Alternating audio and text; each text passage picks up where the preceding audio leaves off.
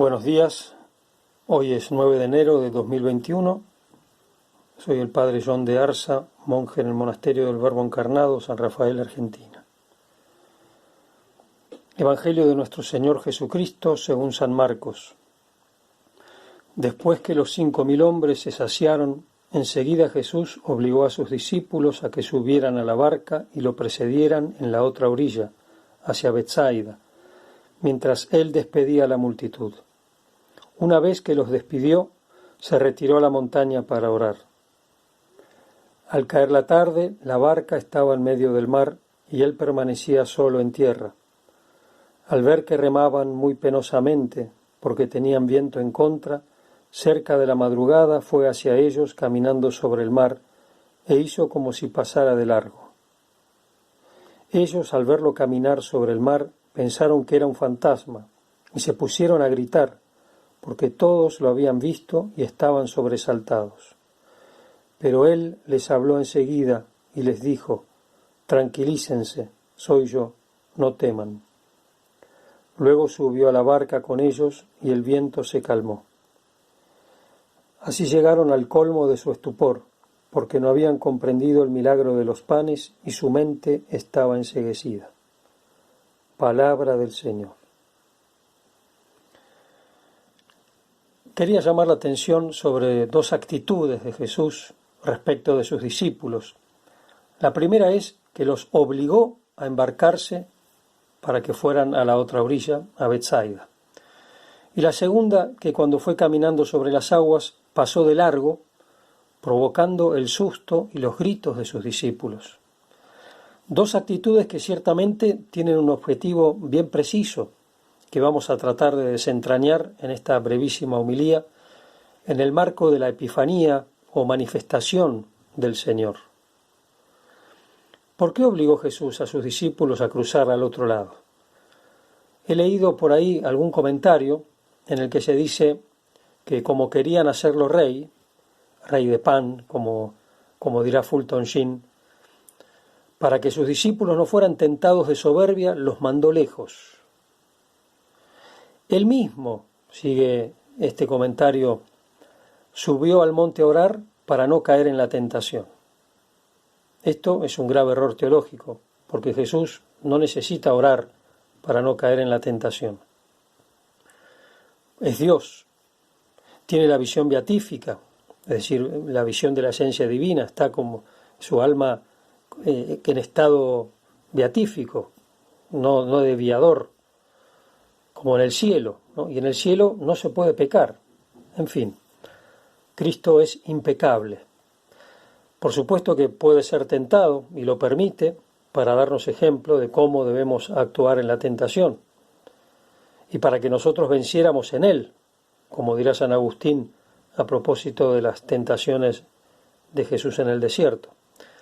Pero que sea tentado no significa que pueda caer en la tentación. Jesús no podía de ninguna manera caer, por ejemplo, en vanagloria o en desviarse en hacer la voluntad de su Padre, aceptando ser coronado rey de pan. De hecho, no huyó al monte Jesús dejando a las multitudes, a los que había alimentado milagrosamente, sino que primero los despidió y una vez que los hubo despedido, subió al monte a orar al Padre. Y los discípulos entonces, hay quien dice que los obligó porque no les era fácil separarse de él por el afecto que le tenían, o porque dudaban de cómo iría a volver luego Jesús, entonces los tuvo que obligar a irse, ¿no? Porque ellos pensaban, lo vamos a dejar a pie, ¿cómo va a volver?, ¿no? Puede ser, pero el motivo principal, y que está ligado a lo que haría después, que es caminar sobre las aguas y pasar de largo, es que Jesús obligó a sus discípulos a embarcarse para ponerlos a prueba, para darles una lección, para que terminaran de entender que Jesús apenas había manifestado su divinidad por el milagro de la multiplicación de los panes y que ellos no entendían porque sus mentes estaban embotadas, dice el Evangelio.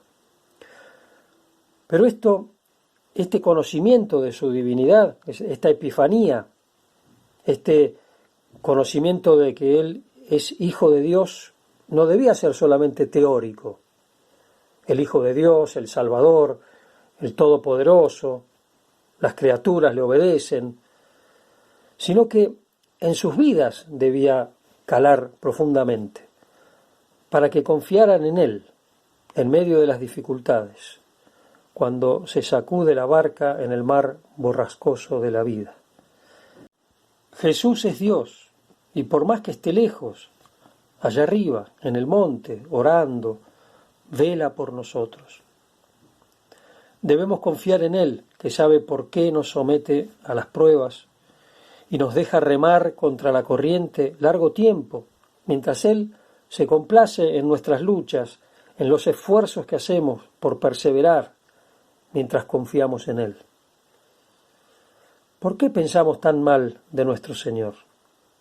Tan cruel es para encarnarse, redimirnos muriendo en una cruz, para luego desentenderse de nosotros.